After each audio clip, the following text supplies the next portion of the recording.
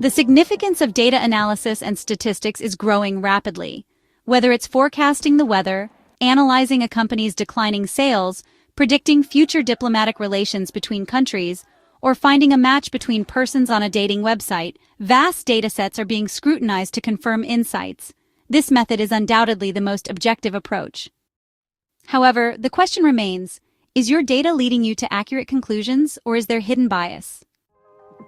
One fascinating statistical paradox is Simpson's paradox, which can sometimes lead to incorrect conclusions. It occurs when a trend appears in several different groups of data, but disappears or reverses when these groups are combined. Simpson's paradox is named after Edward H. Simpson, who first described this phenomenon in a technical paper in 1951.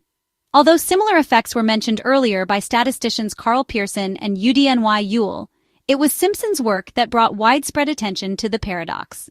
The name Simpson's paradox was introduced by Colin R. Blythe in 1972. It's also known by other names such as Simpson's reversal, the Ewell-Simpson effect, the amalgamation paradox, or the reversal paradox. One famous real-world example of Simpson's paradox is the UC Berkeley gender bias case. In the early 1970s, the University of California, Berkeley was sued for gender discrimination over admission to graduate school. Of the 8,442 male applicants for the fall of 1973, 44% were admitted, but only 35% of the 4,351 female applicants were accepted. The overall data showed that men had a higher acceptance rate than women, suggesting possible discrimination.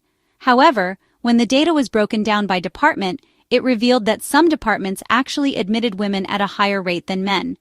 The paradox arose because women tended to apply to more competitive departments with lower overall acceptance rates, while men applied to less competitive departments with higher acceptance rates.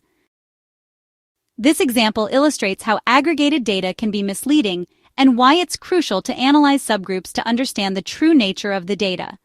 Let us look into another example.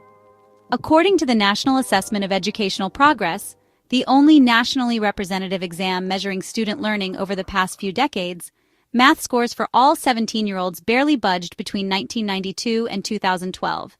In fact, the average score dipped by a point. But as the graph also shows, average test scores actually rose slightly for white students, black students, and Hispanic students. If each of these groups was performing better, how did the overall average go down? The answer is the composition of students changed. In 1992, 75% of students were white, 15% were black, and 7% were Hispanic. By 2012, 57% were white, 13% were black, and 22% were Hispanic. The modest progress in each ethnic group is not visible in the overall results, since black and Hispanic students have lower average scores. In a world inundated with statistics and data, paradoxes like Simpson's paradox serve as crucial reminders for statisticians.